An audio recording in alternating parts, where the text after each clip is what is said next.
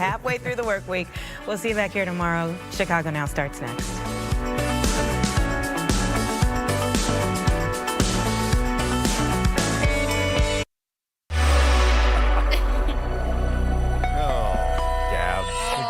We are given the gift of gabs today at 10 o'clock. You with that line lately. It's been on my mind. It's funny. The gift of gabs. Sometimes I have the opposite effect, though, because sometimes I'm just at a loss for words.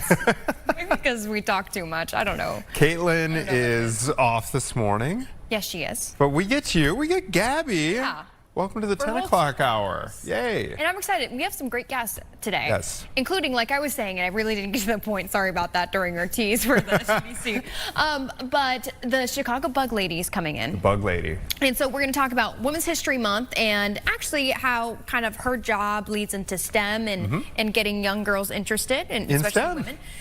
Yeah, in STEM. And then also talking about some female bug facts as the audience wants, because they've been begging for that. You can't have too many bug facts. Exactly. They're unbelievable. And last time, if I remember right, she did bring a female tarantula in, I think it was. Oh. So we have had a ladybug on the show before. On the show before. I'm kind of, hey, I'm in the spring mindset. Yeah. I'm I looking also forward to love the return ladybugs. of bugs. Yes. Those are cute. Not to be confused with the other ones that look like, we'll ask her, but you know the other ones that look That's like true. ladybugs, but they aren't, and they get in your house? Those sneakers, yeah. Yeah, I can't remember the name of those. Though. Don't love them. All right, but first, before we get to that, we're going to check in with really cool production. It's about to hit the Nederlander. The Wiz. We're going to be speaking with one of the actors who plays the Tin Man. Cute. In The Wiz. A very different version of the Tin Man, because usually you think of like an actual tin suit, right? And it's kind of clackety. Yes. This is more of like a modern day, cool style Tin Man. Right. So that's all coming up. But before we get to that, we are joined by our very own illustrious political reporter, Paris Alexander Schutz, via Zoom. Paris, how you doing this morning? I know it was a big day for you yesterday. I've got my banana. I've got my intelligentsia coffee here. You're ready to rock. I had Lou Malnati's at like 11 p.m. last night. I am full of love and dough, pizza dough. Yes, okay. The cornerstone to I'm going to get through this fast so you can get to the Bug Lady, by the way, guys. Hey, thank you. I know you'll be tuning in, Paris. I'm going to be tuning into that. Let's just start off by asking you in general, were there any major surprises for you with regard to yesterday's election? Yeah, before I get The Wiz, awesome. Yes, awesome. Great show. I was in a grade school production of The Wiz. I remember the song Ease on Down the Road. Yes. Ease on down the road. Great tune. Great movie too, with Michael Jackson and Diana Ross. Amazing music, so that's going to be an awesome production. I'm looking forward to that one. You'll have fun with that. So surprises last night. First of all, we talked so much about like the overarching theme here of all tens of millions of special interest money coming into this race from APAC and crypto and AI. And I made the point that the special interest that swept was J.B. Pritzker. He won every race that he put a bet on, and no one else can say that. APAC went like 2 for 4 basically in the races that they got involved in. So Pritzker, obviously, he is the major funder of Juliana Stratton for Senate. They're going up against a very well-funded, very experienced congressman in Raja Krishnamurthy, and they won. That's no easy feat. Then if you look at the comptroller race, Margaret Croak, she has declared victory, although it has not been officially declared. That was Pritzker's candidate as well. He endorsed Tony Preckwinkle. She trounced Brendan Riley, and last but not least, he was very happy with the outcome in the GOP gubernatorial primary because he's going to face Darren Bailey again, someone who he thinks that he can beat pretty handily, and he did 4 years ago. So Pritzker, I think the overarching theme is he cemented himself as sort of the kingmaker in Illinois Democratic politics, at least. And that's got people on notice, I think, this morning. Other surprises, I think, the assessor's race. That was a toss-up, but the fact that people would choose to, people are angry about property taxes, no doubt. And so they took out a lot of that on Fritz Kagi, the incumbent assessor, but they didn't take it out on Toni Preckwinkle, because we mentioned she won huge. So that was a bit of a surprise. And then I think in the 2nd congressional district, Donna Miller, the Cook County commissioner, she won handily over Jesse Jackson Jr. And maybe that shouldn't have been a surprise, because she's been a stalwart in that district for a while. And I think a lot of folks thought, well, Jesse Jackson, he's got the name, you know, he's riding the wave of the love and the tribute to his father, who died a couple weeks ago. But he had a pretty poor showing, and Donna Miller is going to be the Democratic nominee in that district. So, you know, the big money, you know, the takeaway for voters here is that the big money can come in and they can spend as much as they want, but the voters prove that that's not going to be a guarantee for victory. And that's a good thing. I mean, it's a good thing when the voters in the district are the ones that decide who their representative is going to be, not some big national industry special interest group. You know, back to Krishnamurthy, Robin Kelly, Stratton. I was thinking, as you were saying that, you know, I was thinking that maybe Krishnamurthy would do better just because he announced that he's running so early and so much earlier than Kelly and Stratton. Does that, I mean, that kind of proved not to make a huge difference, did it? I think it's a great point, Gabby. I mean, I think that he got on the air very early. He had these ads saying, "Call me Raja," you know, I mean, playing up maybe his last name would be difficult for some people to pronounce because he had a lot of money, and that was his strategy. He got up early and often, and he was starting to run away with it, and maybe this was intentional on the part of Stratton. Now let's be honest. Most of her funding came from J.B. Pritzker. Not only that, but staff members. I mean, Pritzker had his hands all over this campaign, and maybe it was their strategy to maybe wait a little bit and to make a big push at the end, and that's what they did. You saw all these ads in the closing weeks for Stratton, and then some big special interests starting to attack her as well as they saw her coming up. So clearly that closing strategy was the winning one. She was behind in the polls in the beginning, but it didn't faze them.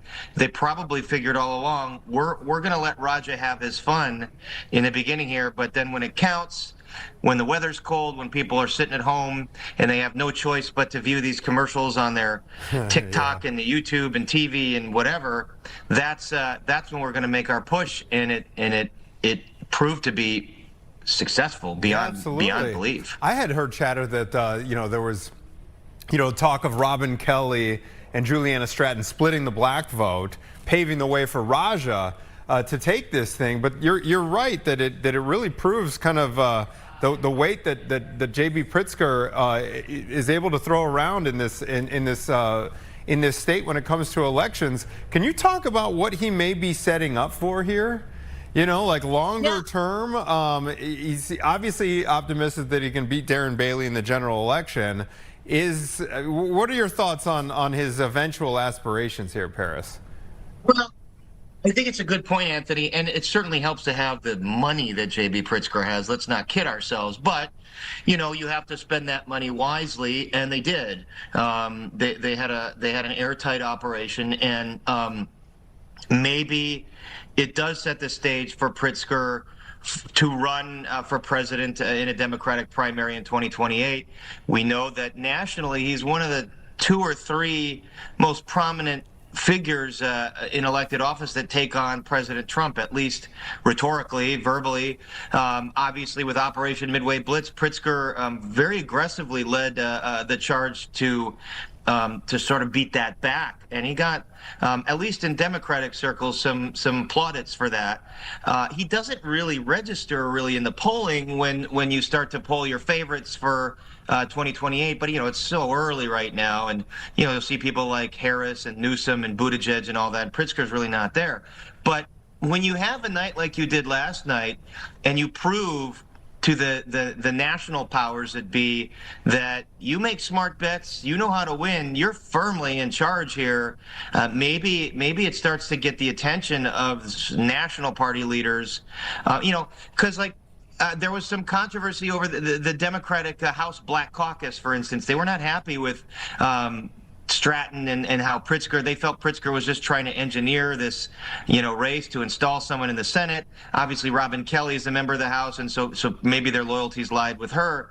But when you look at the result now, they might have to take a step back and say, okay, well, this guy's a force to be reckoned with now. I mean, over many, many years of building this up, and he's going for his third term. It's not like he's new here, but, sometimes you have to force your way onto the national scene. I mean, we know Donald Trump did. Yeah. In 2016, nobody in the Republican Party wanted him there. They all tried desperately to bounce him and get rid of him. And, you go on down the line, Lindsey Graham, Marco Rubio, everybody and anybody, Ted Cruz, they thought he was the worst thing since since the meteor hit the dinosaurs, and then 180 degrees, they think he's the greatest thing since sliced bread, obviously. So you have to force your way onto the scene, and Pritzker served notice last night. Like I said, AIPAC is very powerful, and they spent more money than you could imagine, something like $22 million, wow. And they batted 500. Yeah. And they might be happy with that result. I mean, they're trying to influence the outcome here too. Pritzker batted 1,000, and so yes, it does set up. And I'm going to interview him later today. And we'll get all these questions, but there's the dark side of that, and that is, well, does it just take money here? I mean, is it just all about who's going to be the most well-funded? Yes, the voters did choose, and there were some surprises, but Pritzker, at the end of the day, he gave her so much money, and that was the fuel. Kind of jump around a little bit, Paris, but I'm thinking about the 9th district too, and how Kat did. Kat Abagazala, is that her last name? How do you pronounce it? Abagazala, yeah, you got it. And then Daniel Biss, who, ended up winning. But how, Kat had a different strategy when it came to campaigning. She was really heavy on the social media. She had that, great video, I think, that she kind of opened up with that went somewhat viral. And then Daniel, taking more of the, of course, traditional route, ended up winning. Can you just talk about the two differences, how election campaigns might look in the next 10 years? Well, she had a good showing for someone that's not from the district, that moved there recently. And I know she probably wanted to win, but that was going to be an uphill battle. And it's proof that for all the talk of this new style of politics and the younger generation and TikToking and influencing, it still doesn't get people to the polls, and the people that voted were older people, and that's always the reliable voting bloc. And for young people that are activists and on TikTok, it's not translating into votes yet, and that's a problem. I mean, people can influence all they want, but if they don't go to the polls and if they don't actively engage, then it's not going to matter. And Biss is sort of proof that the old way, the traditional way, is still the surest way. Biss has been around for a long time, very well known in that district, mayor of Evanston. He was a longtime state senator. He ran for governor against J.B. Pritzker many years ago. In fact, he ran to J.B. Pritzker's left, but he wasn't seen as the furthest left candidate in this race. And Biss was the one that got the endorsement from the incumbent, Jan Schakowsky. Yeah. And if you look at a district like this, there are firmly entrenched political organizations on the north side, in Rogers Park, in Edgewater, in Evanston, and I think the new age of influencing doesn't impress them, but the traditional retail politicking does, and that's what mattered here. It was the old-fashioned, go to the breakfasts and go to the diners and meet people and get the endorsement of the people that you need, and that's what Biss did. Now, this was very interesting, this race, because AIPAC and the Israel, Iran, and Palestine issue played really heavily into this.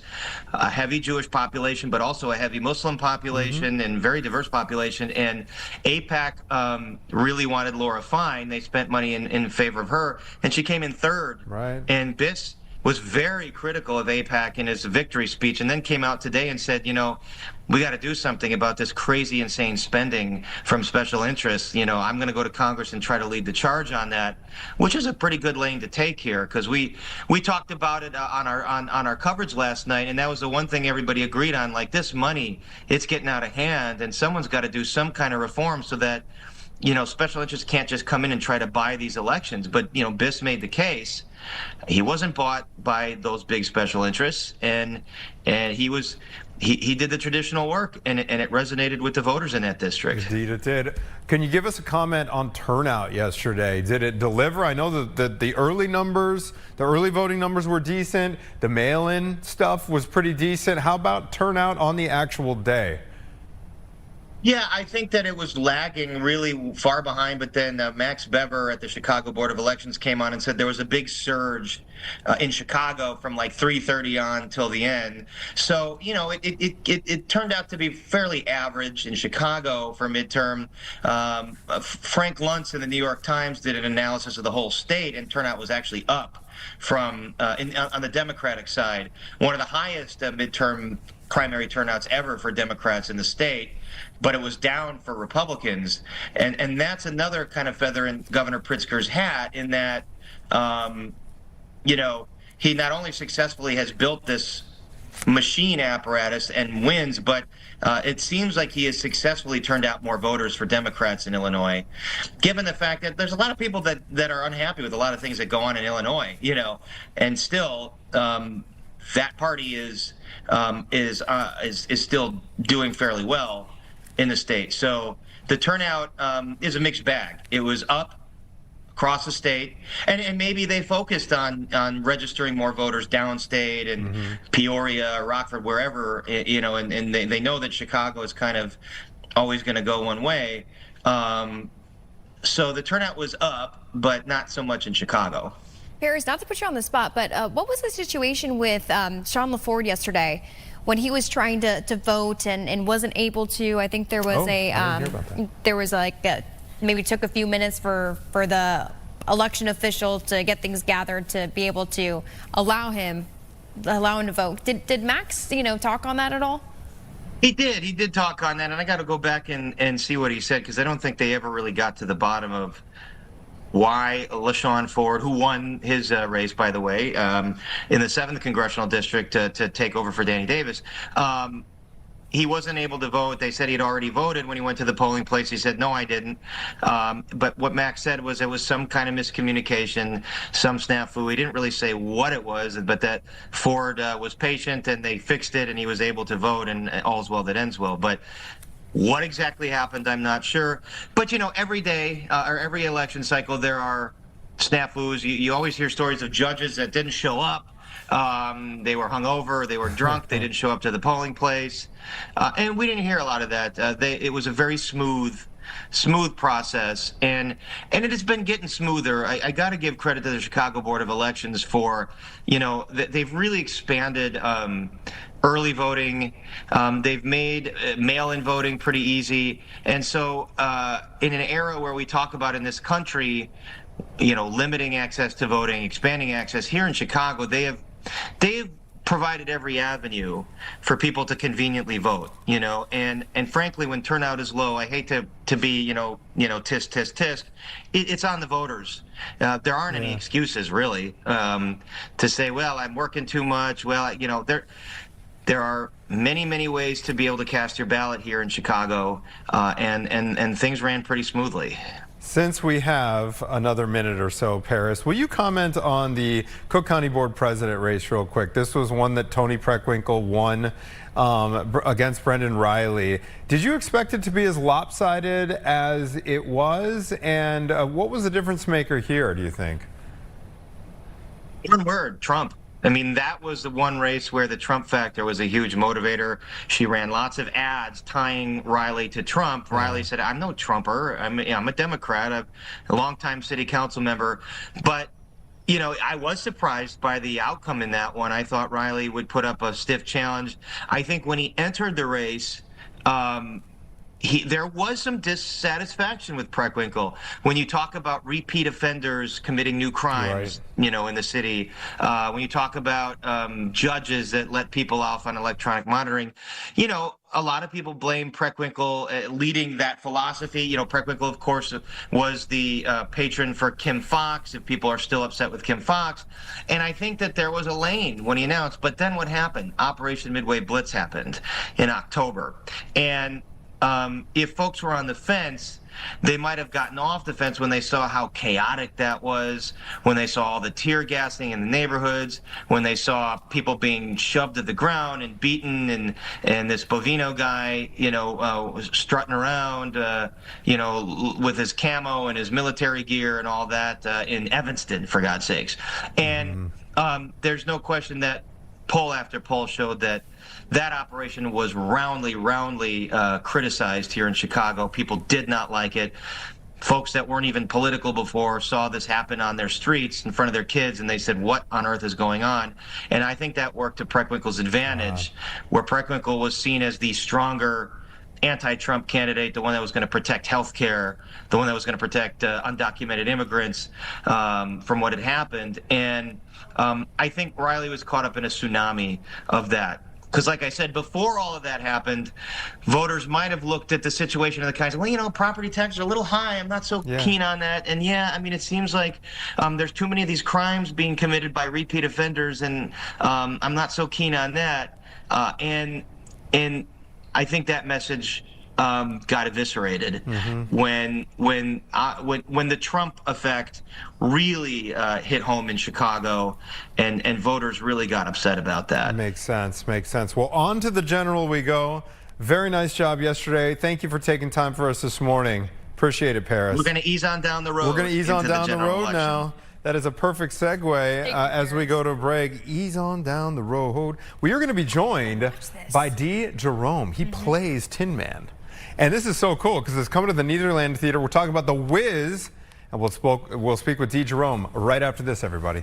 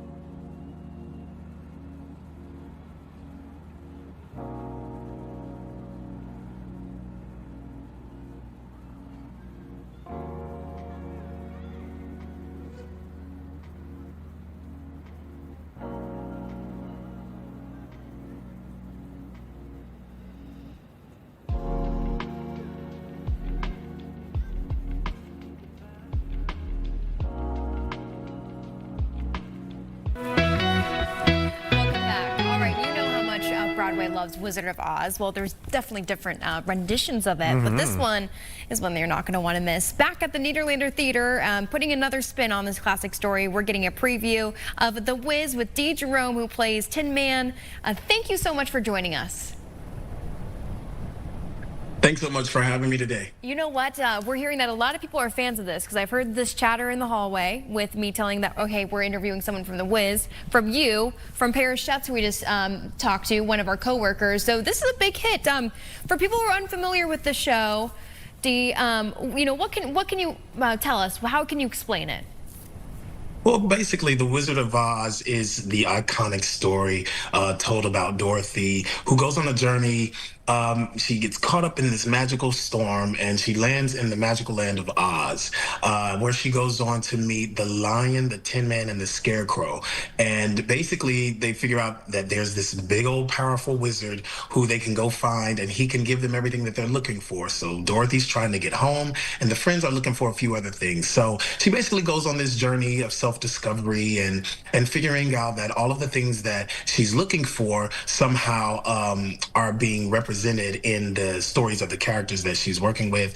And when she realizes that the wizard is a big old fake, and she realizes that she has everything that she needs on the inside, and she clicks her heels 3 times and she's right at home. So that story of joy and resilience definitely shines through within the music and the choreography. Yeah, we're looking at some of that choreography right now. It's really, really cool. Yes. Now let's hear about your role here. You're the Tin Man here. What did you want to bring to this role, and how excited are you for opening night? Oh, I mean, it's been completely amazing doing the Tin Man, traveling across the U.S., sharing this story, lyrics and music by Charlie Smalls, this timeless story, 50th anniversary of The Wiz. Wow. It's such an important message, and it's an important story to be telling right now. It's basically a story of community and joy and resilience, and I think right now playing the Tin Man feels exceptionally great to me. It's amazing to bring this iconic character to life. And I would think just having kind of like that modern twist, like look at your Tin Man outfit compared to like, the one of old story that's all clinky, and this is like look at it. I mean, he's cool. He has some, very, very beautiful embellishments on the costume. Sharon Davis did an amazing job with all of the costumes. Which probably helps just relate to the audience a little bit better, especially maybe some younger folks in the chairs. Absolutely. Amber Ruffin actually worked on the writing for this particular book, and Shelley Williams, the director, really have a great eye for bringing the message to the community that we're performing for. So the jokes land really great. It's a beautiful tale. I think this show is for everyone, not just Black folks. I think everyone is gonna love it. Everyone's gonna really get a chance to kind of escape just everything that's going on right now and get into Dorothy and her friends. I like asking behind-the-scenes questions, Dee. Will you tell us about the makeup process? And when you sit in that chair, and just kind of like what it entails and what you go through before each performance. Oh, well, I think I'm doing okay still, so y'all have to let me know. Yeah.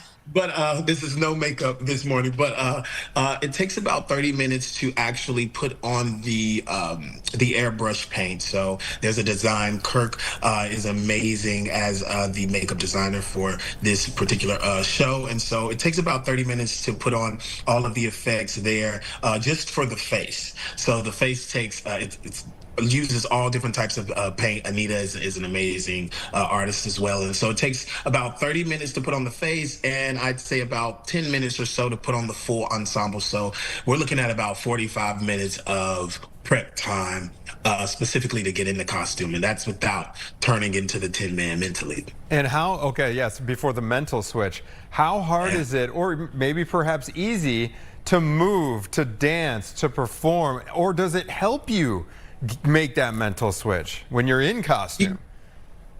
Actually, yes, right. As I finish preparing to go out on stage, I take 10 breaths, and I try to associate each breath with something that I'm looking for, something that I need within that performance. So maybe in that performance, it's finesse. If I'm a little tired, or maybe in this performance, I definitely want to hone in on intention. And so I'll do 10 breaths like that. And that's normally when the full suit is on with the mic and everything. And I normally just say, my favorite scripture, 2 Timothy 1:7. God has not given me the spirit of fear, but of power and of love and of a sound mind. And so once I do that, I kind of turn into the Tin Man, and I have to remember that I'm stuck, and I'm waiting for people to help me out of my current state. So it's really fun to work with the other heroes. You know what? That's beautiful. Thank you for sharing that. Because even right now, sometimes you just feel a little anxious, right? Yeah, that's right. And just sitting, the breathing exercise. Breathing even helped me, and I'm not even doing the full deep. I did it too. When you were saying that, I was like, just one breath, right? Yes, absolutely. Everyone has to get in their own mindset. Yes. Let's also talk about the soundtrack, because the music is super popular. Of course, we can't hear it in these clips here, but you can see the dancing around. It sounds like bops. How much does the music play a part in the show? Oh wow! You know, music is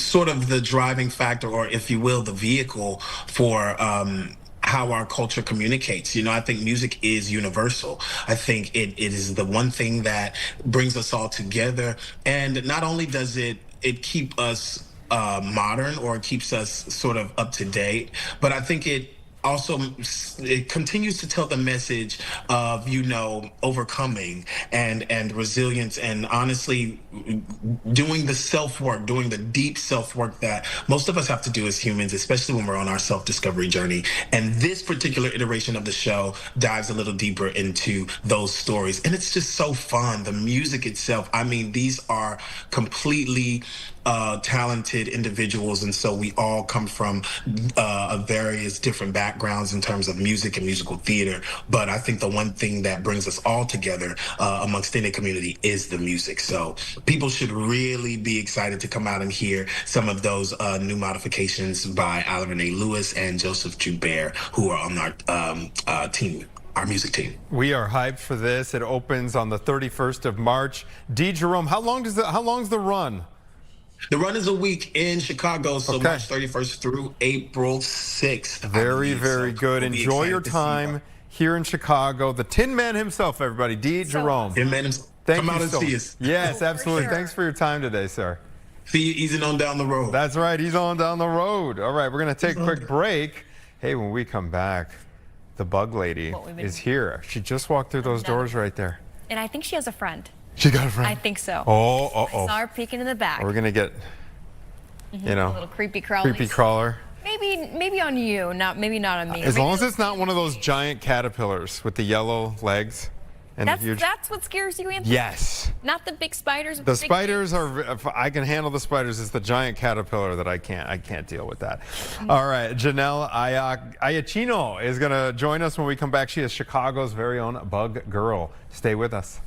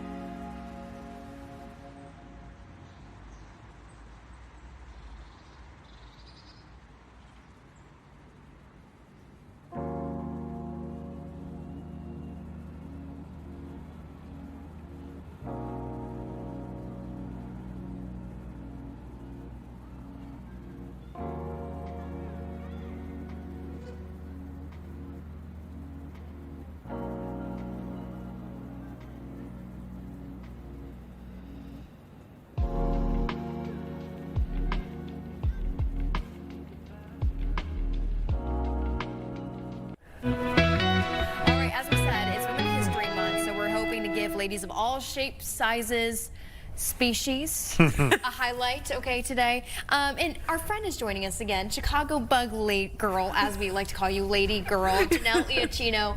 You're with Rose Pest Solutions, and you've brought some friends with you. We'll get to them in a second. Yep. But we're talking about girls in STEM, Yes. and you have really been able to make a difference, not only in your company, but also around Chicagoland. Can you tell us a little about it? Yeah, so I mean, I grew up being afraid of every bug that, Really? you know, was in my backyard, basically. I grew up in Chicago. I thought everything was a bee that was going to sting me growing up. But I'm one of those people that likes to lean into my fears just based out of curiosity. And by the time I was in high school, I had my very first pet tarantula. And the rest is kind of history. I've really embraced my love of insects over the years.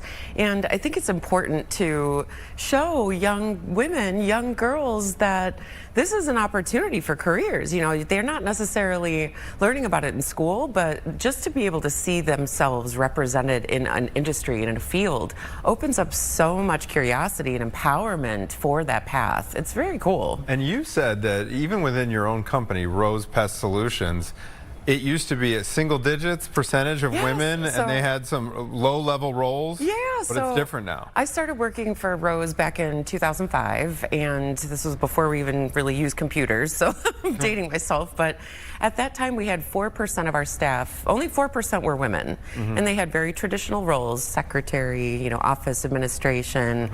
But now we're up to 28% of our staff being women, and they're in positions like branch manager, entomologist, technical director, but even technicians out in the field. And it is so cool to see that diversity happening. Yeah. So, we're seeing some pictures and maybe even some clips of some of the outreach that you've been doing in the community. You mentioned getting together with some Girl Scouts and making sure that they know that even, you know, playing with insects or studying insects is part of STEM. Yes, absolutely. And there's so many opportunities in this industry, not just in pest control, but in research and development. I mean, nature is all around us. Pests outnumber us. I think it's like 1.4 billion, not pests, I should say insects. They outnumber us 1.4 billion to 1. Oh my So with that kind of a ratio, it's like we need to know more about this stuff. We're on their planet. There's exactly.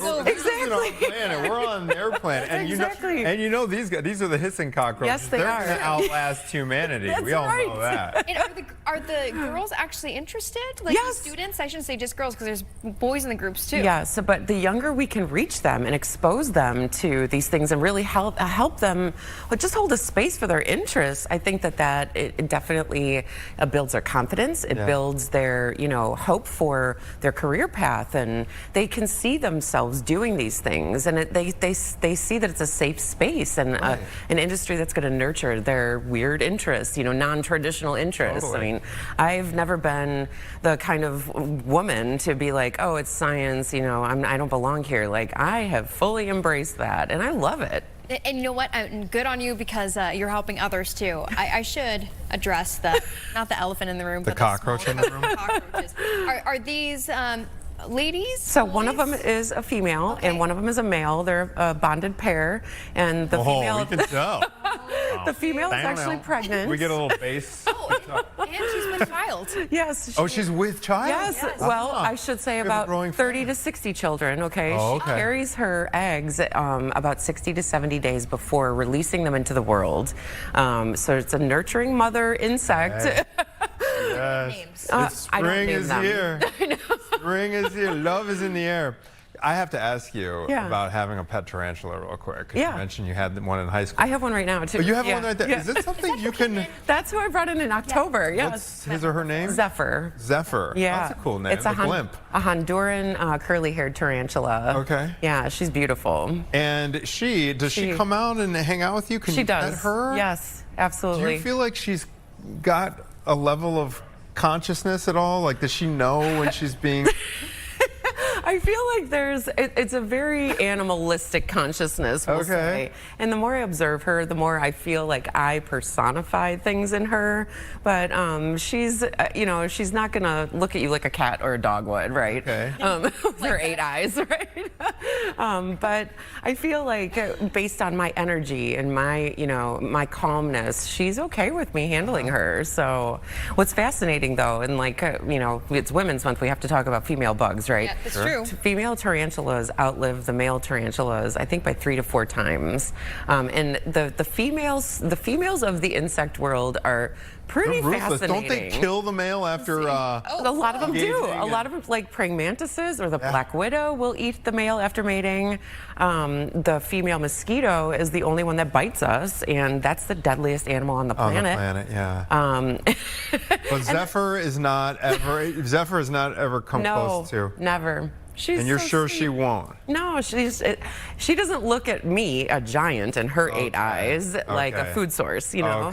If I was as small as a cricket, she might be enticed to bite me, but I'm way bigger than that. What does she eat? Crickets. Crickets, okay. Yeah. But it feels like some others, but you could say that with another spider, like even though they also have 8 eyes, they're also tiny, they want to bite. Yeah, I mean, they're instinctually predatory creatures. They're arachnids that prey on other insects, so it's just in their nature. But see, these are the fascinating things that I think that we need to really, you know, open the youth's minds to. Just, I mean, in a world where there's so many devices in our faces, you know, I'm the one encouraging kids to get off the phone, get outside, pick up a log, see what you find underneath it. Oh, there'll be stuff underneath. It's amazing. Janelle, 2 questions for you. When kids first come around, you know, bugs, maybe this up close, because some might not have the opportunity yet. Yeah. Do they warm up quicker than you would think? And also, I mean, do they want to like get hands on? Do they want to, you know, give them names and stuff? Yes, absolutely. And the younger the kid is, the more brave, the more courageous they are to try new things. And that's really the sweet spot. If I can get them exposed to these things at a young age, we're breaking those fear barriers down that parents may have imprinted on them. You know, Rose works a lot of community-based events throughout the year, and we'll have kids come up curious, and then parents are like, ew, don't touch that. But that they don't realize that's what's breaking those kids down and their opportunities. Like, instead, be like, hey, okay, if you like that, go for it. You know, hold the space to empower the kids, because nature needs that next generation of advocates. Absolutely. To be completely honest with you, I forgot the second part of my question there. I'm sorry. I was kind of just going. I was like, well, what do they name them and stuff? But my other question was, what kind of questions do they first have about the insects? Is there one thing that usually comes up? Like, usually it's just like, why do you like this? Like, well, and that's what the parents will often ask their kids, or me too, is like, why are you like this? But I mean, why not? I've always loved animals of all kinds of animals, and these are the most abundant animals on our planet. You know, most people don't think of insects as animals, but I find that, okay, so I will say that if you do a Google image search for like the macro lens shots of spiders' faces, aren't those crazy? They're so, I would say that like 9 out of 10 of them are cute. I know. They're cute up close. Okay, they're furry and fuzzy. Yes. If you ever seen Monsters Inc., the movie, they all look like Sully from Monsters Inc. They all have this like the fuzzy, jumping spiders. Yeah, they all have these sad eyes and like, you know what I mean? And then when you zoom out and they've got these legs, that's when they become a little creepy. Yeah. But the faces themselves, they look like stuffed animals. Yeah. Trust me, Gabby. No, Anthony, I'm the first to say, I told Janelle last time she was here that I actually think that mice and sometimes rats are kind of cute. Well, the white, yes, you're right. The pet ones, not the urban ones that we see in alleys per se, but Janelle, you have brought in some interesting bug factoids. Yeah, we talked about a couple already. Yeah, you know, one of them had to do with cloning them? Yeah, so a couple of species of praying mantis, this guy right here, the female can clone herself and lay eggs that are exact clones of her. And that happens when males are scarce, and that's only to preserve their species and to keep it going. That's evolution right there. That they don't even need Isn't a that creepy? male counterpart. I know. When the pickings are slim, they can just self. Yes. That's crazy. That actually is a miracle. It's fascinating. I mean, that is unbelievable. There are so many strange and beautiful facts about the natural world, and these are the little nuggets that I'll implant in kids' heads, and that sticks with them, you know? It does. Well, that'll stick with me, because we know a lot about the queen bee, right? Right. What the females play in the beehive. Yep. Is there anything else that we don't know, like you know, about some of these? Yes. So there is a queen bumblebee that can live underwater for, I believe it's a week at a time, because they have gills. And what? I know. How weird is that?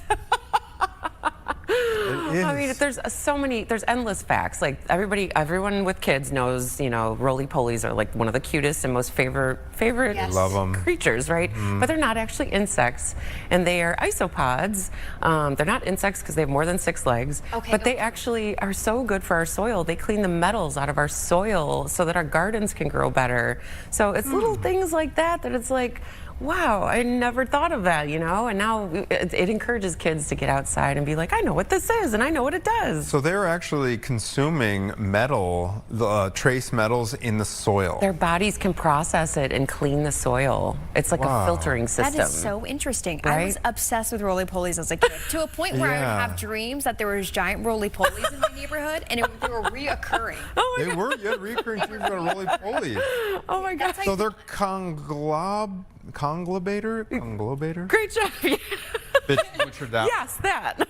How do you say it? I mean, your guess is as good as mine. I'm not good with the scientific names myself. I'd have to see it and read it. But yes, there are a lot of creatures that we think are insects that are actually closer to crustaceans. Like the roly-poly is actually closer to a shrimp than it is to an insect. Like DNA-wise? Yeah. And their land. Yeah. And that's wild. Janelle, I have a question. If someone at home is thinking that maybe their kid, their grandkid might be into, the insect field one day. Yeah. Do you have anything coming up, they can look forward to? Oh my gosh, Can yes. you even reach out to Rose Pet Solutions? Absolutely. Rose Pest is out in the field all the time. We're partners with the Peggy Notebart Nature Museum. Great we have a place. flagship event every summer called Bugapalooza that is amazing. But all throughout the year, we've got Earth Day events coming up next month. We're partners with the Chicago Fire too, so we activate with the fire team all the time. So we are out there. If anything, please follow us on socials so you can stay in touch with us and see where we're going to be when, and bring the kids out, because it's really a great hands-on experience that they're not getting in school, Out of everyone at Rose Pest Solutions, who has the oddest pet? I didn't want to say weirdest, oddest pet.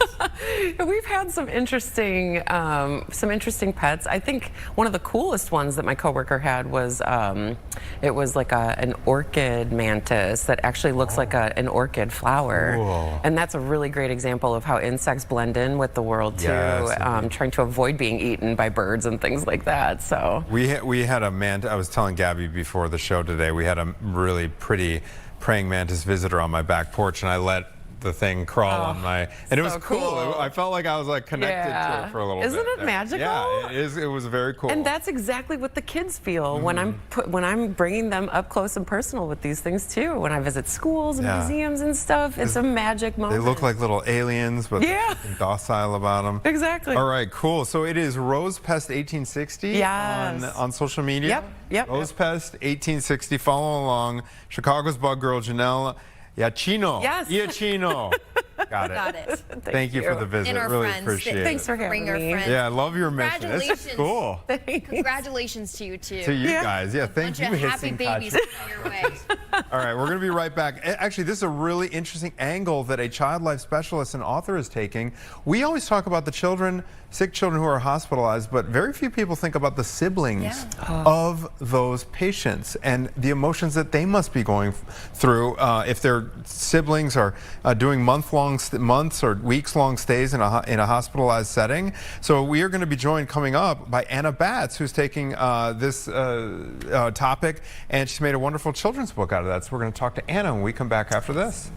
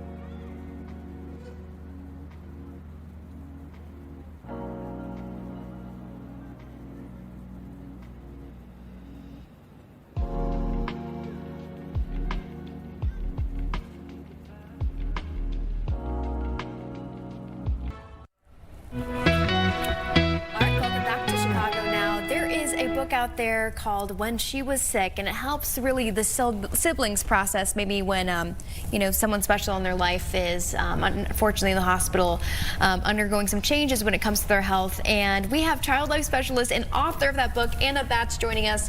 And I was telling you just during the commercial break how important I think that this you know, the subject is, because they sometimes get, you know, overlooked maybe, and you probably know that firsthand with your time at Lurie's. Can you tell us a little bit about your background, what a child life specialist even is? Yeah, absolutely. So child life specialists are clinically trained professionals in the hospital setting to help support patients and their families who are undergoing hospitalizations, long-term chronic illness, and our job is to promote positive coping and developmentally appropriate understanding for the kids who are in the hospital. Got it. And those kids in the hospital, oftentimes they have siblings who are going through a lot themselves. So paint a picture for us, kind of what your day-to-day job will entail with regard to the siblings. Yeah, absolutely. So I work in a cardiac ICU setting. So my patients are hospitalized weeks, months, sometimes over a year. And their siblings are not able to connect with them in person every day and be with their parents every day, and this really has an effect on them as well.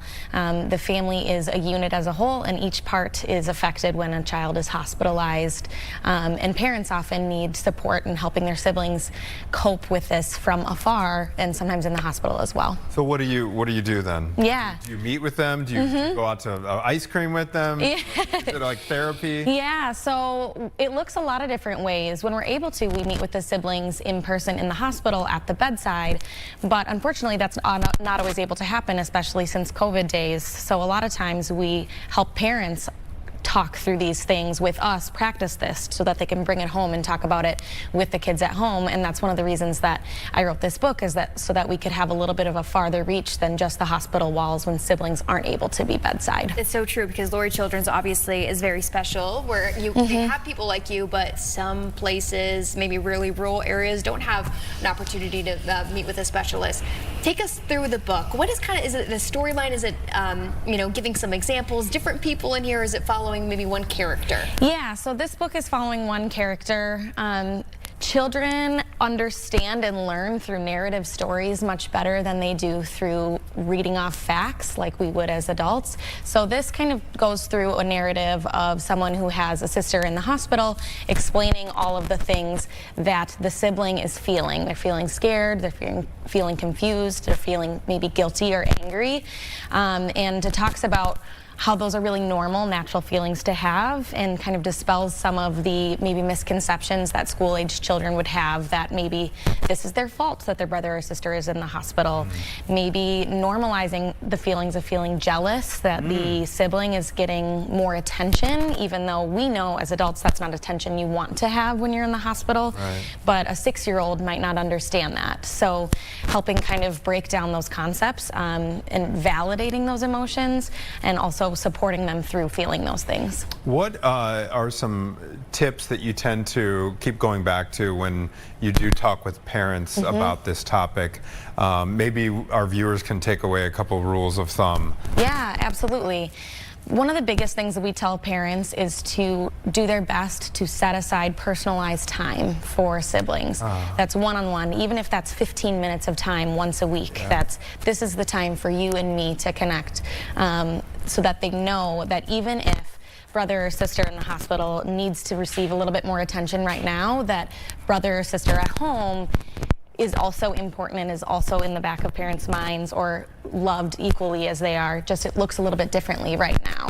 So taking that time, even saying, we're gonna do lunch on Mondays at your favorite place, so that they know that even if they're separated for long periods of time, that mom and dad will be back with them at that time. You know, I can already tell that you're so good at your job. I was thinking that exact same thing. Thank you. I would want to hang out with her. Did you ever think starting your career, you know, that you would get to this point where you would, you know, you take it so far and, you know, take it so much further than actually being there on the job and actually writing a children's book?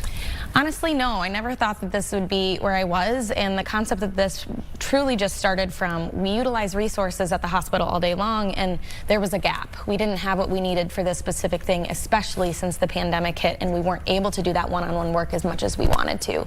And so I just wanted to fill the gap, and it's turned into much more than that, and it's exciting to be able to help people even outside of my one-on-one day-to-day. I have not interviewed someone who has your particular job before, and I'm curious what your path looked like from what you studied in college all the way up to getting this current gig. Sure. I mean, I know a lot of people work one-on-one. There's occupational therapists, for example. There's behavior specialists in schools and that kind of thing, but you're in a hospital setting. Yeah, absolutely. So my background's in psychology, but then many of us go into child life, which is actually its own master's degree.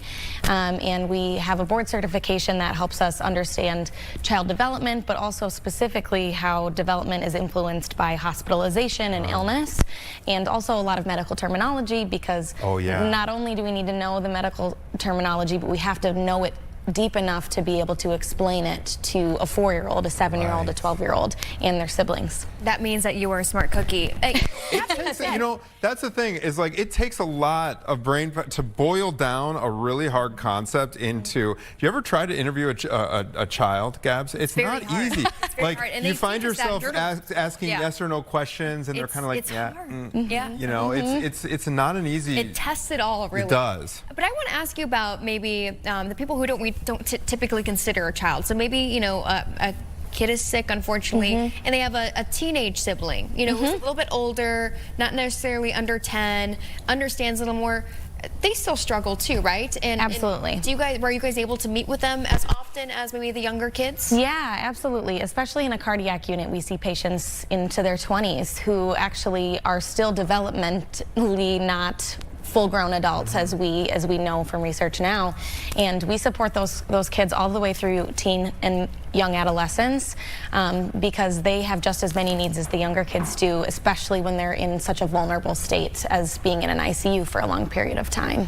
Is there last question before we let you go here, because we're getting short on time, but when there is a child with a sibling who's and the patient is in the hospital for a long period of time, are there specific signs to look out for that that sibling may need a little extra help? Yeah, absolutely. There are some things that are really normal that are outlined in this book, like feeling maybe anger or jealousy or a little bit more agitation. But things like having consistent nightmares or having developmental regressions, those are things that we encourage parents to talk to their pediatrician about or go to seek additional therapy, which are things that we want to help support them through, so that we don't have as many long-term effects. You know, and I love how it seems like you use color to kind of illustrate here instead of, you know, doing the traditional children's book where I guess that kind of can put an age maybe on a children's book too, or I shouldn't say children's book, but on a book. But it looks like you kind of picked different colors and made it to their own imagination. Yeah, so yes, absolutely. I worked with one of our art therapists at Lurie Children's to create the illustrations. These are her original illustrations, to use color theory to really be universal, like you said, to all ages and stages. It is really beautiful. Thank you so much for being in. Yeah. Where can they find your book? They can find this book on Amazon. They can also find it on lulu.com bookstore. Awesome. Very good. Annabeth, thank you so much for your visit. Great. Yeah, really thank you so appreciate much it. for having me. I love your approach. Thank you so much for being in. I appreciate it. Brad, do we have our visual aid here? It's okay. Before I leave, Gabby, what do you think? Was I right? Kind of reminds you of Sully from Monsters Inc. a little bit. I think it kind of looks like you, Anthony. Is that true? I'm telling you. Is it just it's me? It's an adorable little thing. Pretty cute. Don't be that's scared. That's a framer there. Yeah. If you put that close of an image on me, what are we? That cute. I am just as fuzzy though. Oh, Gabs, thanks for filling in on the 10 o'clock, Gabs. And Anna, thank you for being here too. We have another hour of Chicago Now in just a moment, so stay with us, everybody. Hope you're having a great Wednesday morning.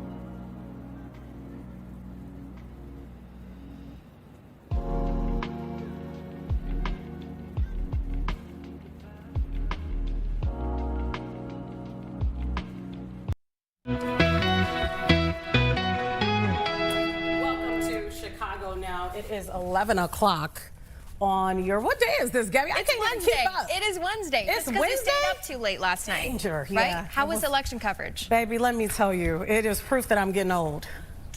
That's what I will say, because I woke up feeling like 100 years old, and I've done this a million times, and somehow I bounced back. You look better than ever. How? You don't Every even know. day just I'm keeps on busting getting out better. this dress. I got all kind of pins and needles holding it together. Yeah, all right, we got to talk about what's coming up on the show today, though.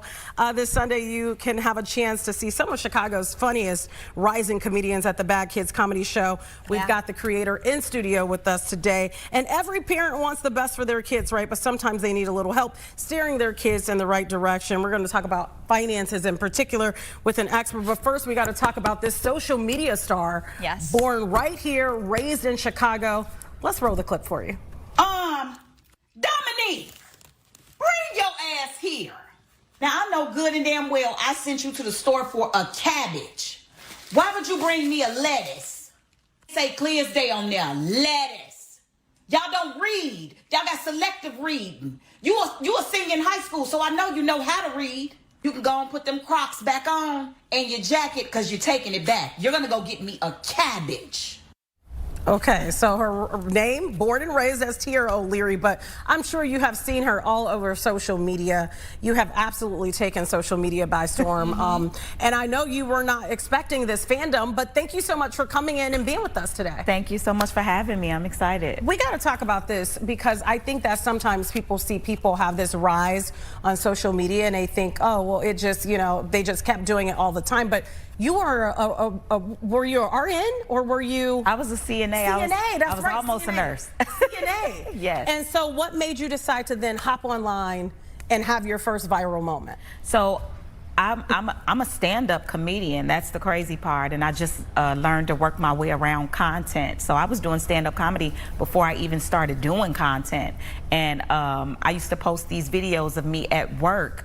And I didn't know that they were that funny, but they would go viral. Video after video after video. And then someone was like, hey, check her out. And then another person was like, look at her. And it just took over. Hold on, but that's how you know you're actually really funny. Yeah. Because other comedians, trust me, they could do that. Yeah. And they don't get the same result. No, they don't. want to get that same result. I was looking through your page earlier and I was cackling because you make it kind of like real life scenarios. Like you're yelling at your kids. You're being real, aren't you? Reality comedy. That's what I like to call it. I like to call it reality comedy. Some of my comedy touches just about every household that comes across my page, even households that haven't come across my page. When they do, they're like, oh my God, this happened to me before. So. Now, your name on social media, My Cousin Tierra, was there inspiration behind that name? What was the thought of coming up with that name? So I had a name before that, and that name just wouldn't fit for radio or TV. And I had a little cousin who just could not pronounce my name. She would always get me mixed up with Princess Tiana from Princess and the Frog. And so she would call me Cousin Tiana, and I would say, no, baby, it's Cousin Tierra. And it just stuck. Every time I would correct her, she would laugh and say, no, it's not. And then it just stuck, Cousin Tierra. And everybody, most of the people that I come in contact with often tell me I remind them of someone in their family or someone really close to them. So I was like, I'm everybody's favorite cousin. Well, and that much mean a lot to you because, you know, again, it's hard to come across on a small screen to be like, okay, this is someone part of my family. And now your fan base is kind of like, you say the cousins, It's my right? family, yep. They're cousins. I hate calling them fans. And they know you. Yeah, they know me. You can't go nowhere. Yes. Because I happen to be on a cruise with you, and after a while, I mean, I like your vibe, but I was like, I'm tired of being with you because everybody was stopping us. That's you so couldn't funny. enjoy the cruise. Seriously. It was a cruise with very, very well-established, well-known artists, and it was to the point where my friend was like, do you guys know that so-and-so is on the cruise, not just Tierra? And they were like, are you working? Are you doing comedy? I was like, no, I'm on vacation. So, yep, everybody's my cousin. That is great because it's not like that cruise just Chicago people. No, that's like people from all over. everywhere. All over, yes. Well, you have 800,000 followers, so Yes. it makes sense that, And that's just on people one platform. recognize you. Yeah, and exactly, that's on one platform. How long ago did you start gaining this popularity? So I had a super viral video. I don't know if you're familiar with the game Spades. You know what Spades is? Well, I don't play Spades, and I'm just about this close to having my black card revoked. I got kicked out of my grandmother's house for not knowing how to play spades, and that video just took off, and it's been lights, camera, action ever since. What is that like to go from, you know, doing stand-up to having this position as a CNA to now not being able to maybe do some of the regular things that you do without being recognized, like go to the grocery store, pump your gas? Like, I'm sure you probably don't even want people to know where you live, but if you're in your neighborhood or you decide to go for a stroll, people are going to stop you. What does that like rise to like notoriety feel like for you? So I still have my regular everyday, you know, day-to-day things to do, but I don't know. I'm just still Tiara. I speak to everybody. Sometimes I get stopped in the grocery store. Sometimes I get stopped at the doctor's office when I'm trying to get a checkup, and they're like, "You want to take a picture?" And I'm like, "Yeah, I'll be back there naked in a second, but let's take a picture." And so I oblige. Like, I love it. Yeah. How many kids do you have? One. One kid. Okay. Yeah, just one. do they understand how popular? How old are they? My daughter is 19. She doesn't think I'm funny at all. Really? Yeah, she doesn't find anything funny. But I'm sure some of her friends have seen your video, and she's in college now. Yeah, she's a college student. So like when they found out that, oh wait, your mom is my cousin, what was that experience like for her? Because that had to be a unique experience too. She says everyone's like, "Oh, Rocky, I love your mom," and she's like, "She's just my mom. It's just my mom. Relax." She doesn't think I'm as big as I am. I want to ask you, because a lot of comedians that we've had on the show, we've talked about what it's like to be heckled, like, because now with social media, it seems like a lot of people in the audience, they want to be part of the show. And not that they're necessarily saying something negative, but they just feel like, you know, now is my moment to shine. Have you ever had that experience? I've experienced a heckler, but just for the record, I'll always out-talk you. I have the microphone. You won't get far heckling me. I'm great at what I do. I love that. Hopefully they don't join you on stage too.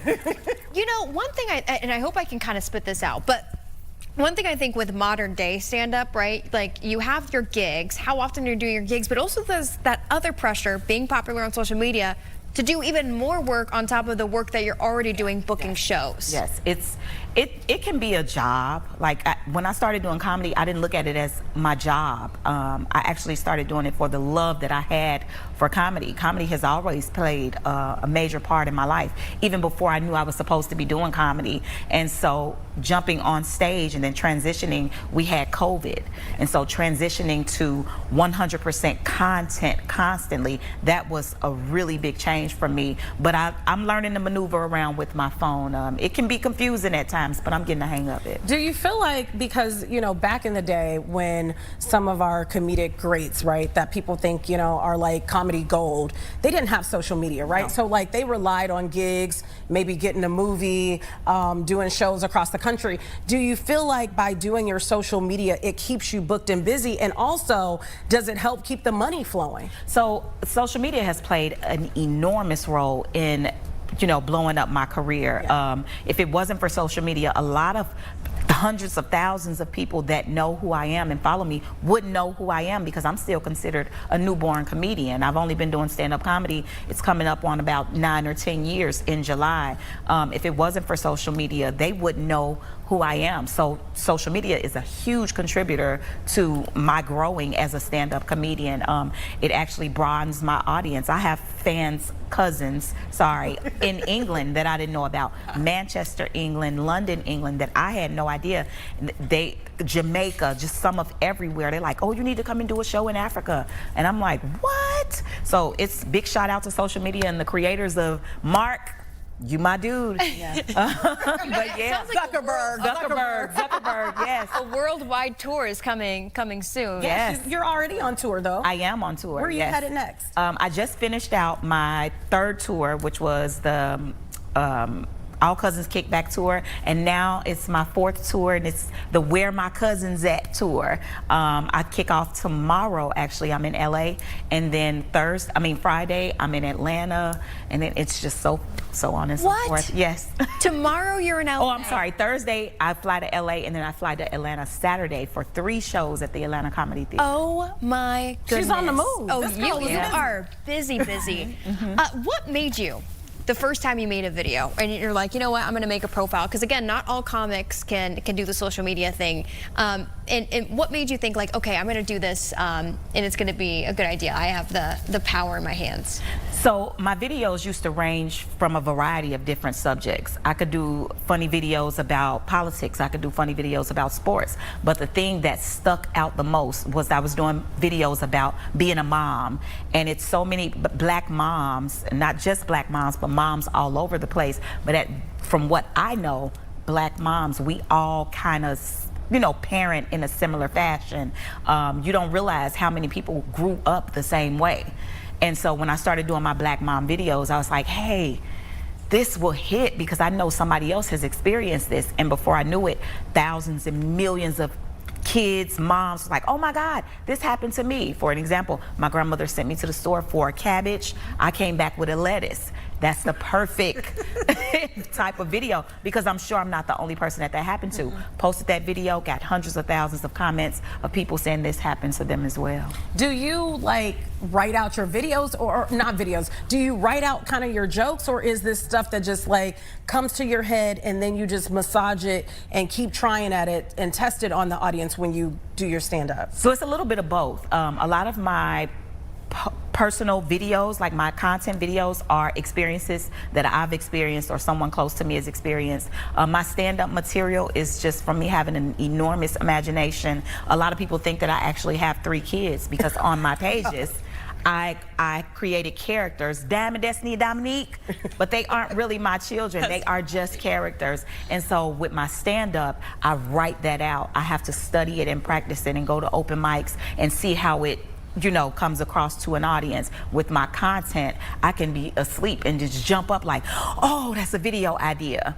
My friends witness it all the time. It's just like one of those "That's So Raven" moments. I don't know if you know. Oh yeah. I have "That's So Raven" moments where I'm like, oh my God, this would be a good video. And do you have to adjust your what you're saying for your piece, I guess, from city to city? Like, are you going to say the same thing in Atlanta that you're going to say in LA that you would say here in Chicago? No. So Chicago is the best city in the world. Yeah. So a lot of things that I say in a Chicago joke, I couldn't take to Atlanta because they probably wouldn't understand it. Couldn't take it to LA because they don't have a red line. Yeah. So I can't say I was on the red line and I ran into, So I try to mix it up and make it fit whatever city I'm in. Most comedians do. When we were on that cruise, I remember somebody coming up to you and said, I actually have a daughter named, remember this? Yes. Diamond, Destiny, and Dominique. I was That's like, so what? funny. What? Yep. What is the craziest experience you've had with a fan walking up on you? Oh wow. That you can talk about. Well, the doctor's office seems That you kind of can weird, talk about, right? yeah. I don't know if you guys remember, but at the break of COVID, a lot of us, black people weren't taking COVID too seriously. We was like, oh, we can't catch it. And so I was out one day and this lady walked up to me and neither of us had on a mask and she was like, cousin, and she grabbed me and just smack dab kiss, the wettest kiss that I have ever experienced in my life, right on my jaw. And it was to the point where I smelled the kiss and I was like, ma'am, I know you did. I think if I've never had, if I was never hypochondriac, I was that day. I diagnosed myself with COVID that day. Like, man, I got COVID from this lady. What's next for your career? You're doing stand-up, you do the videos. What do you think is coming next? Oh, for sure, movies. I actually just finished my first a lead role in a series here in Chicago. It's called Tyrant, Like Father, Like Son. So lots of acting. I'm looking to do commercials. I'm looking to do podcasts. I'm looking to do modeling. Whatever you need me for. I love it. And I'm so glad you're saying it in that camera. Tia and I have said it literally will come true. Manifest in camera 10 right there all the time. And you See? just did. Didn't even Yeah. know that. And Yeah. you just So did. I'm looking to be booked in a movie. Is there like a certain movie that you feel like you would play a great character in? I think I would be a great character for Chicago PD. I think I would be an Y'all amazing. hear that, Cameron 10? I would be an amazing character on Chicago PD or The Chi. I know I will, for sure. And you're already here, so hey, why not book you? Might as well. Exactly.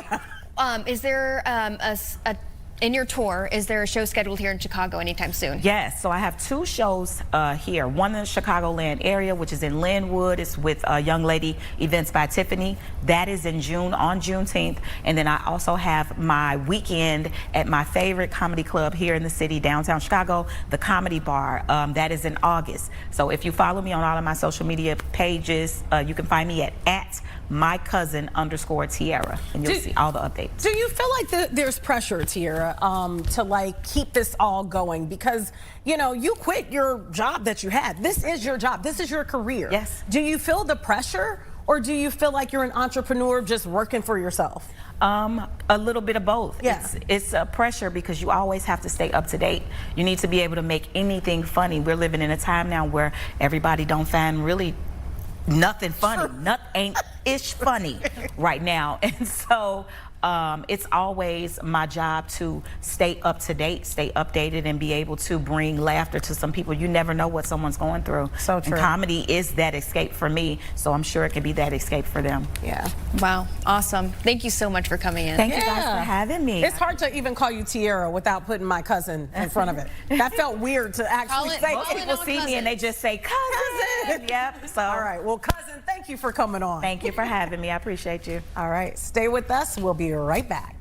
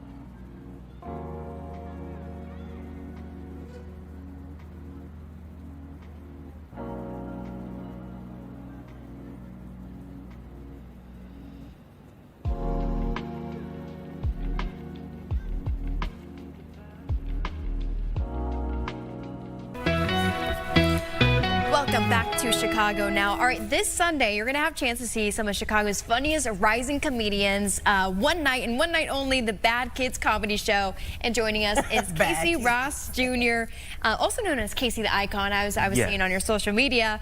One of the comedians doing stand-up that night. Thank you for coming in. No problem, no problem. I had to come over. Hopefully it wasn't too much trouble. I always, you know, am nervous for people. At least the weather is okay, but coming to Lake in Michigan, where our studios are, it can always be an adventure. But you got to also meet another comedian. Yeah, Tierra, that's my friends. Yeah. We've done shows around each other here in Chicago, so yeah, that's one of the homies. I love this. So, okay, one word that sticks out in this is bad. So you got to talk about that. What's up with the Bad Kids Comedy Show? The Bad Kids is kind of just, it's supposed to make you feel that way of just like the Bad Kids is we want to bring the rawest experience of comedy. I grabbed some of my favorite comedians from Chicago that are unapologetically them. In this time of the world, a lot of people kind of like are politically correct or just don't want to say the thing. I wanted to bring the people that are going to say the things that we all are thinking. So I kind of brought a Avengers group of the wildest people I know. So like Bebe's kids. Bebe's kids, yes, Okay. yes. So a little bit, you know, sometimes I think of that as like old school comedy, would you say? Yes, I wanted to bring that Def Jam feeling back to just make you feel like I shouldn't be hearing this, but I should. This is some of the things I think. So yeah, just kind of bring that to life, yeah. And people appreciate that actually, and especially right now. You know, we're always kind of like going around corners. You know, we said, and I saw in some of your promotion too, like, you know, these rising comedians. Are a lot of these comedians like people maybe who don't have like a crazy following, like, you know, our cousin Tiara there? Yeah.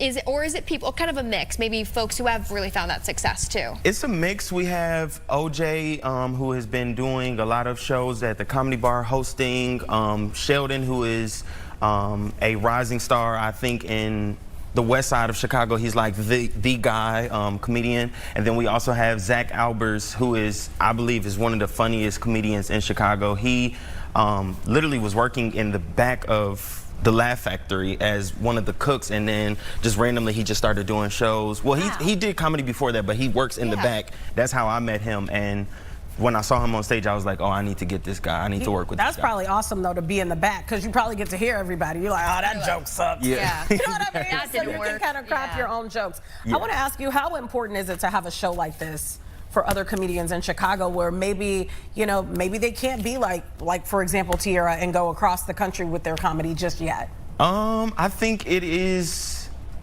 a moment for them to show themselves here. Like you said with Tiara, she has been doing it for a long time, and I think this will give the comedians from the city a chance to prove who they really are. Like, I wanted to build something that makes them feel like they are on the same level as Tiara. Not yet, but like they're on that rising way.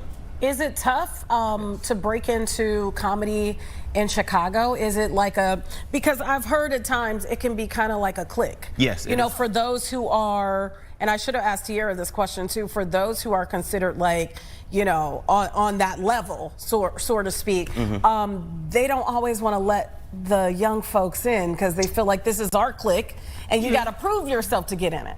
Somewhat, like Tiara, I would love to get her on the show, but she costs now, so I don't got all the money to. I know I look nice, but I don't got the money to pay for her to get on the show. So it is very cliquish, and that's what I kind of wanted to break up. You have your South Side comics, and you have your North Side comics. And me, I moved here from Indianapolis about 10 years ago, and I've noticed that cliquish feeling. So I just kind of wanted to bring the South and the North and the West, whoever are good, to one place and one location. I would think it would make it difficult because you're not from the state, too. Yeah.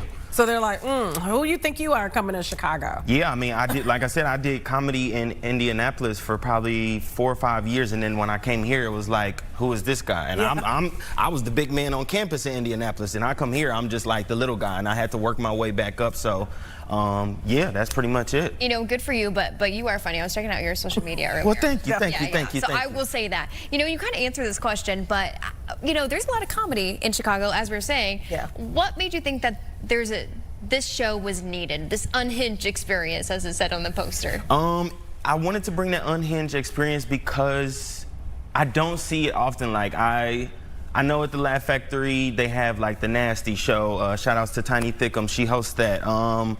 But I wanted comedy that I enjoy. Like, I enjoy the Bernie Macs, the Patrice O'Neills, the Richard Pryors, George Carlins. They all pushed the limits, and I wanted to bring something that felt like that. So yeah, that was my thing. How would you describe your comedy style?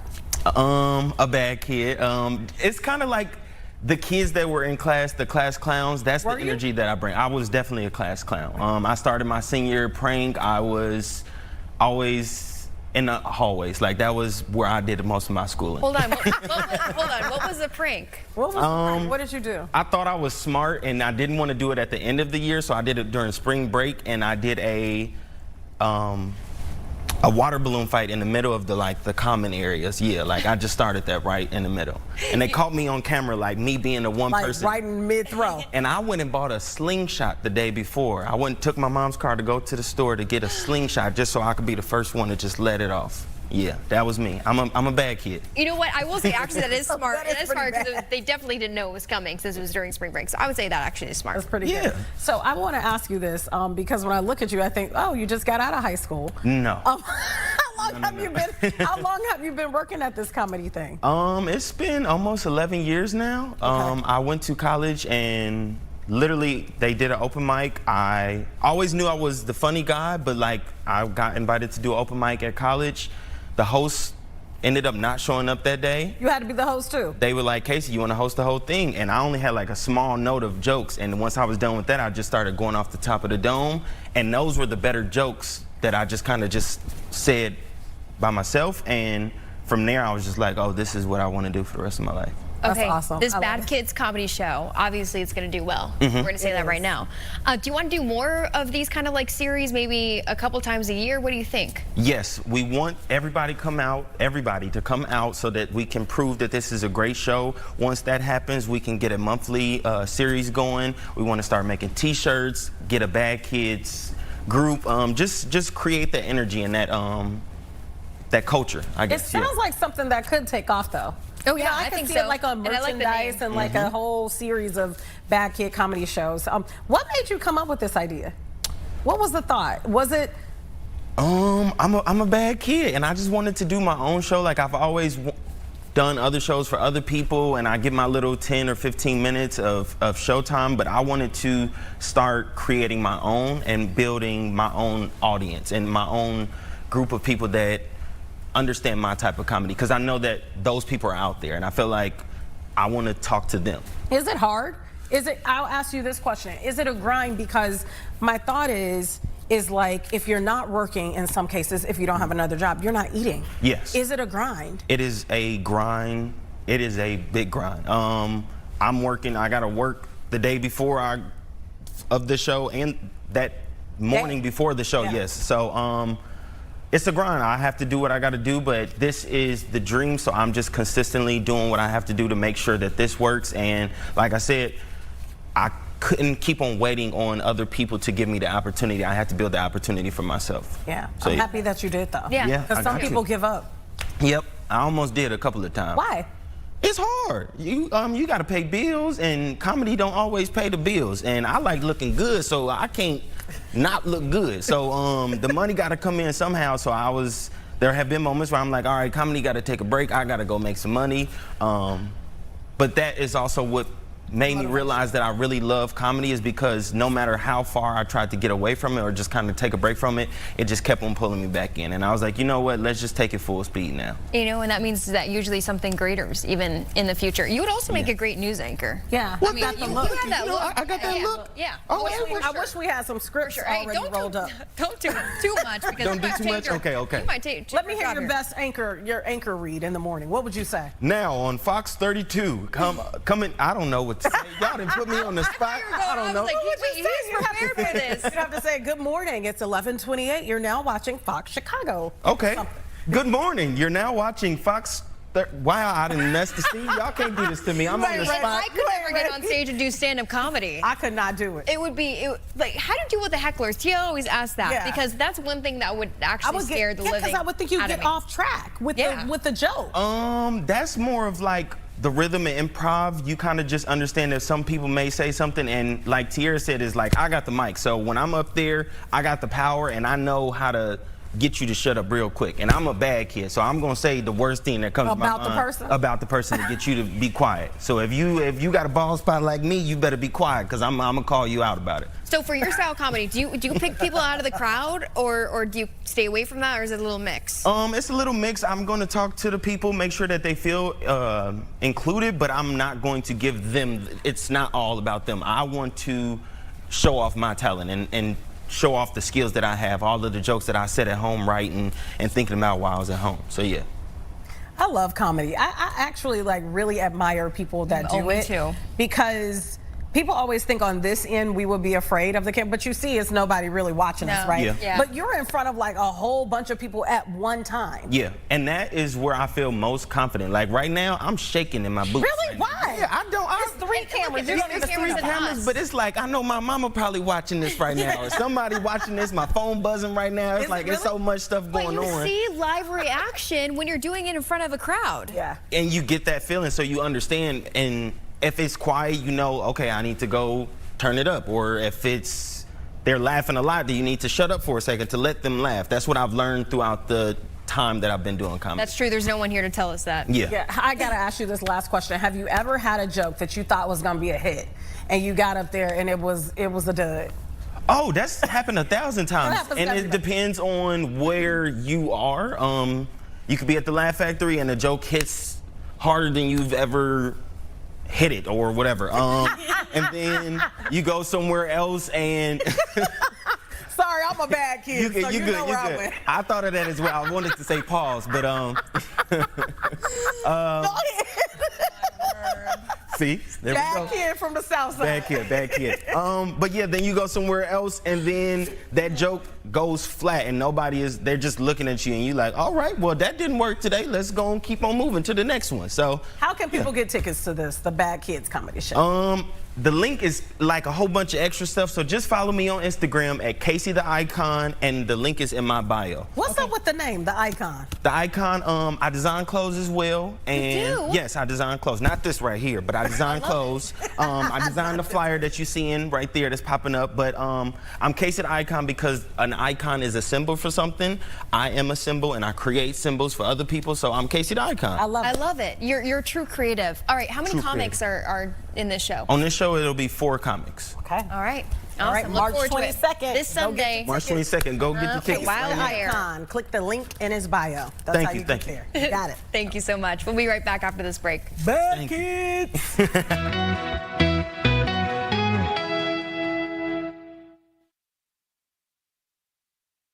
Fox.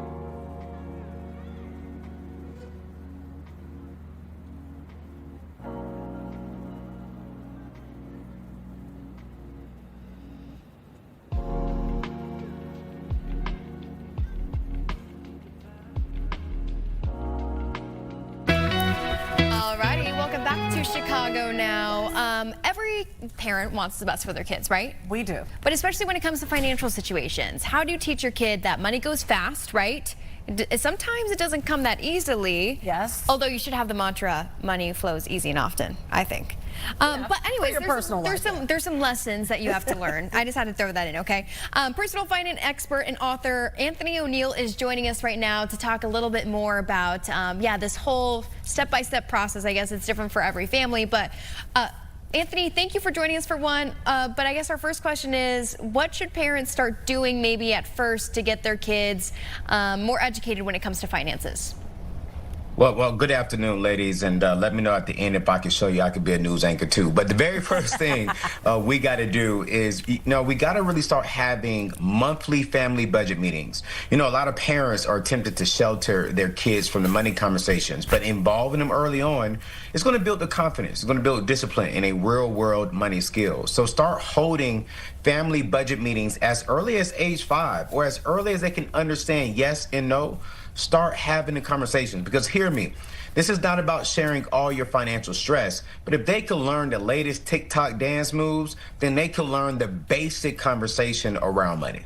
Anthony, I know your podcast is very popular. In fact, my husband was on it talking about his business, Early Walker. And you talked to a lot of business owners about how they really had this, this breakout moment of success. Do you find that a lot of even the business owners that you've talked to on your podcast learned financial literacy early? Well, no, and honestly, me and your husband had that conversation, and next time he comes on, you got to come with him. But I believe one of the conversations that needs to happen very often early on, especially within the minority community, is how to live consumer debt free. We hear so many different messages about, use other people's money. But when it comes down specifically to this younger generation, kids do not learn from lectures. They learn from what they actually see. So they will inherit the money habits that parents teach them long before they inherit money. So how you manage money, it honestly does matter. So you got to make decisions to live consumer debt free, have this conversation with the young people, not just with young people, your young people, but have it with even the people that's around you. So do not normalize living paycheck to paycheck, I would say. If you already have debt, that's okay. Just to commit to not adding any more debt and to commit to a plan of getting out of it, which I recommend a debt snowball, where you line up all your debt, I would say from smallest to largest, and then you make all the minimum payments, and you make the extra payments on the very first one, and then just attack it from there. But we got to start having this conversation early on, because this should stop with our generation. Our young people should come into wealth and options, not debt and bondage when they are getting out into the real world. But I could see how parents might be hesitant to do it, because they're like, you know what, my 8-year-old isn't old enough. They shouldn't have to worry about money. What would you say to those parents, who should change their mindset and, yes, like you said, start talking about it earlier? I mean, here's how you can change their mindset. Show them something different. Show them like, hey, me and your mom, or me and your husband, me and your father, we're working towards really getting ourselves first. One of the things I tell parents all the time is to stabilize your income first.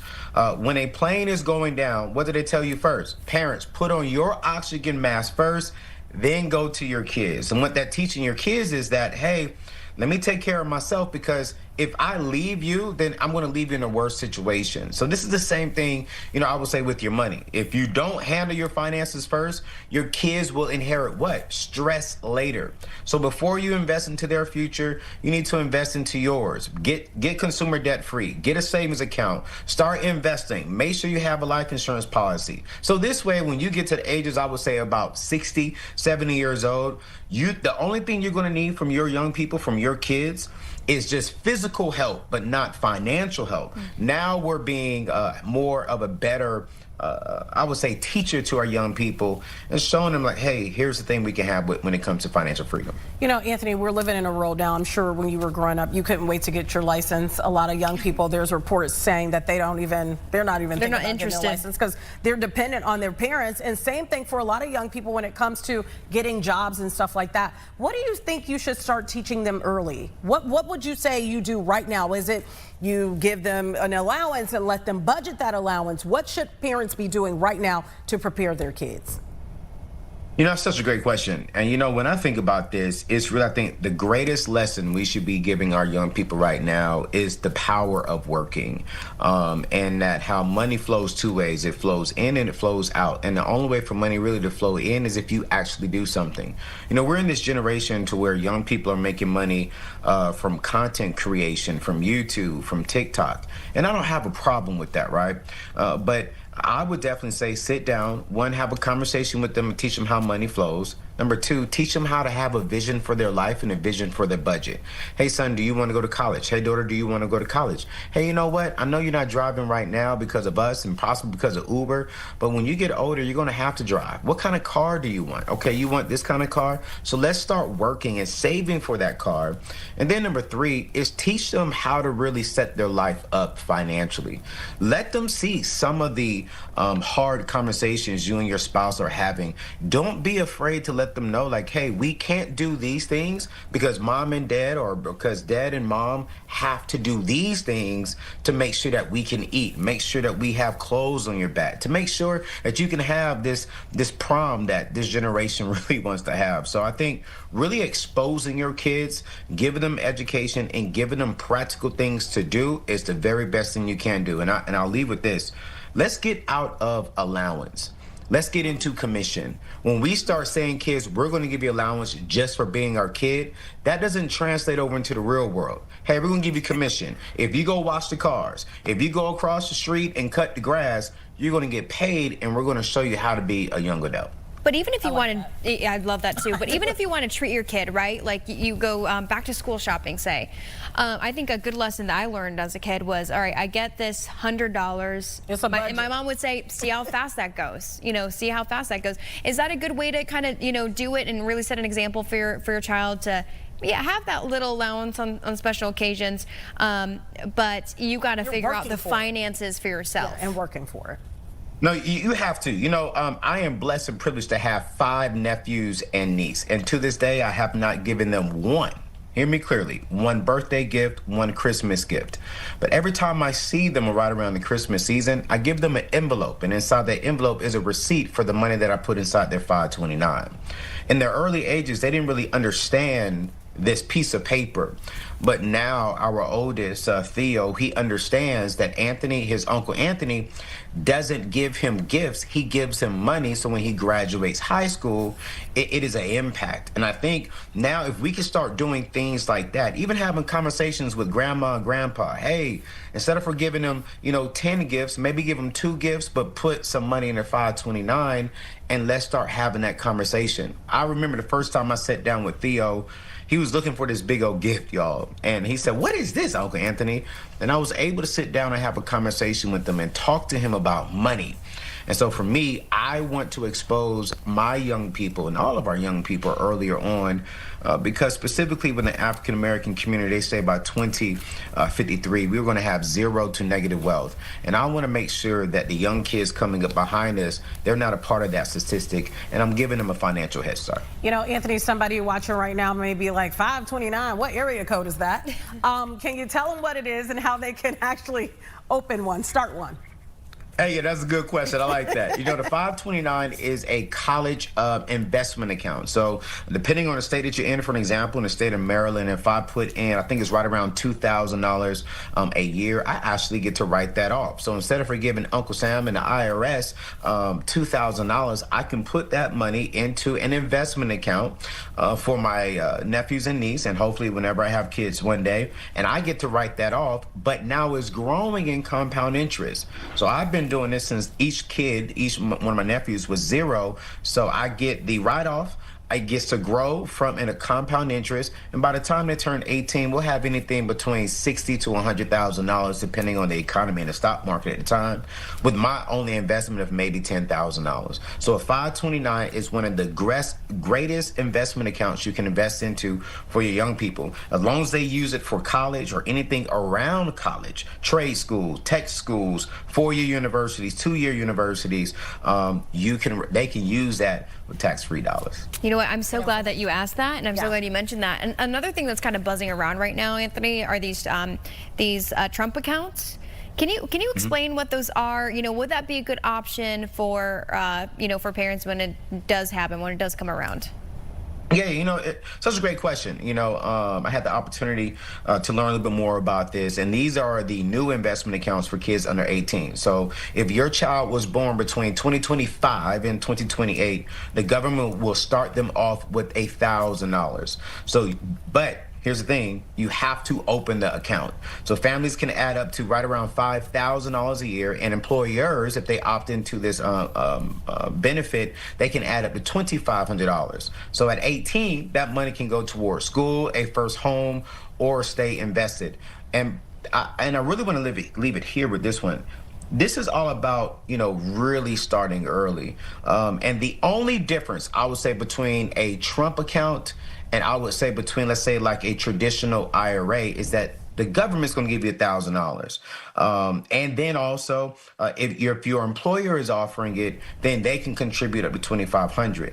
But I really want people to understand this. If you didn't have any kids born between those years, you can get the same benefits by just starting today and open up a custodial a custodial IRA, or just opening up a traditional IRA, put you as the beneficiary, put the money into it, and then go from there, or just open up the 529 college plan. Yeah, I love it. Stop going to Starbucks every day. Put that money up for your kids. Hey, don't look at me. Advice. No, me too. That's why I don't go as much now, because I'm looking at both of y'all, to be honest.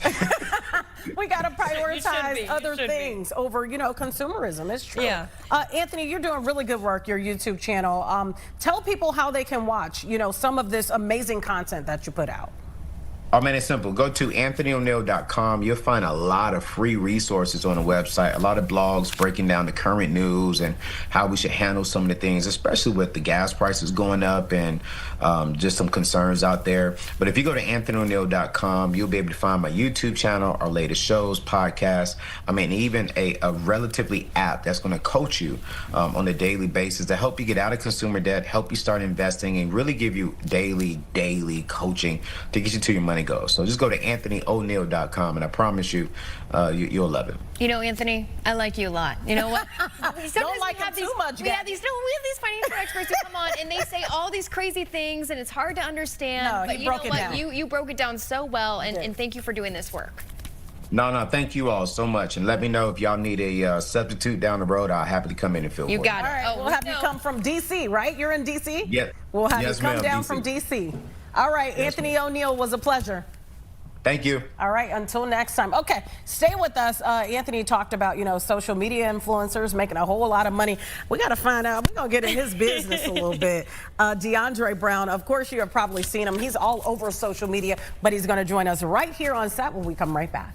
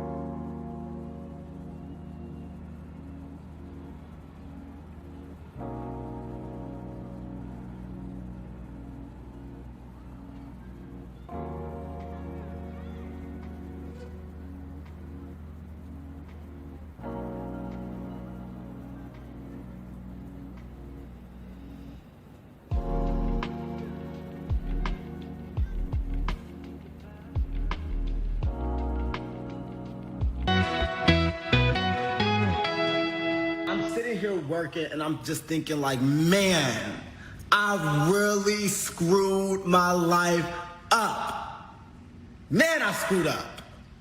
When I was 5, instead of learning how to count to 10, I should have been learning how to invest into Microsoft.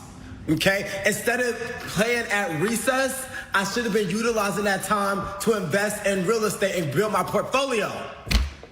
And then I wouldn't have to sit here and work.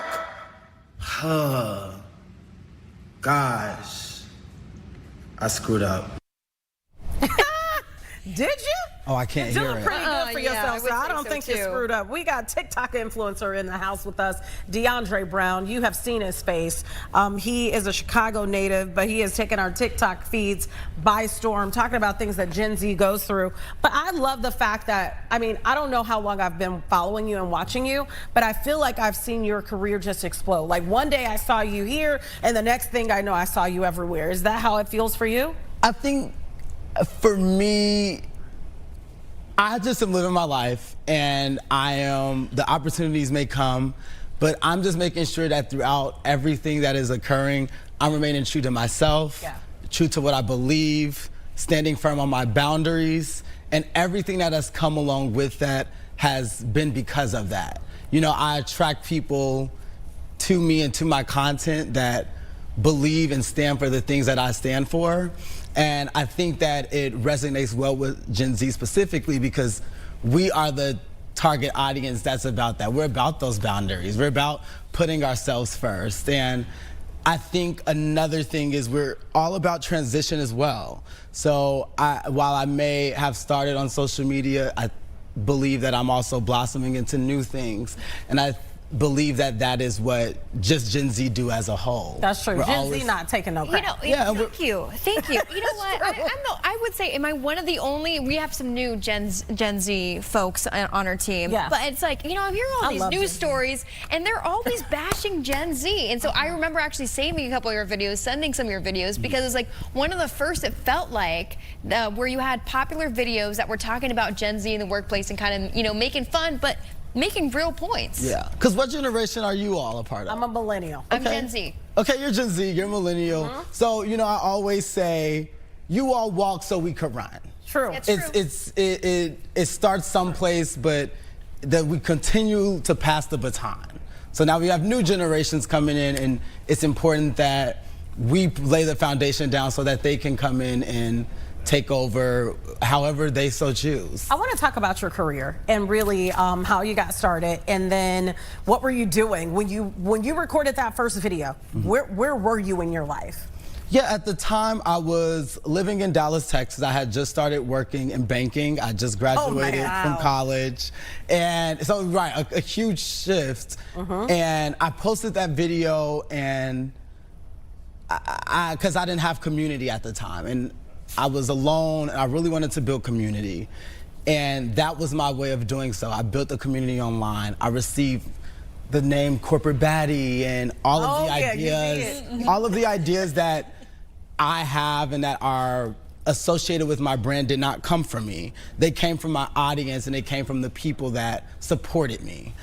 For example, Corporate Baddie, I was on live one day and I was just talking about the workforce and how people can gain access to corporate America, especially people from like environments where they probably didn't have access to those opportunities or not even know how to necessarily go about finding them as well. And I was talking about that on live, and someone said, "Oh, you're just a corporate baddie." I said, "Period. Sticking with it." Now that's what it is. It's corporate baddie. So that's how it started, and I believe throughout the journey I continually transitioned, where corporate is still on the forefront, but as I mentioned, I'm now back in school. I'm getting a master's in journalism. Okay. So I'm gonna be up here with you all one day, right? Take our jobs. I love that.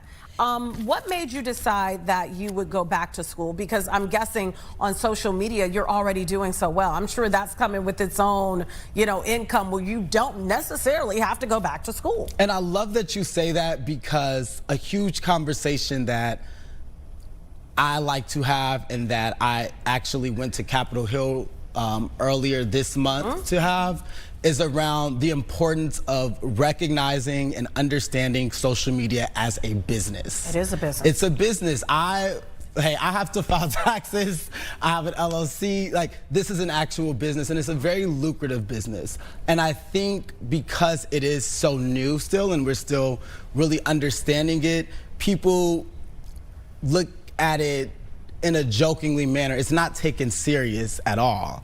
And it's so important that we do begin to take this serious and do recognize social media as a true business and a true source of income. The people that you all see on your screens are people that, not all, but a lot of them have teams. They have managers. Yeah. They have attorneys. It's a real business, and I think the more that we really recognize it as that, the more opportunities that we can create for one another. Very true. Within that space. You know, and you're putting in the work. You even said when we it's showed a that job. clip, you know, we showed you that clip and you're even like, you know, I don't even remember taping that video. Yeah.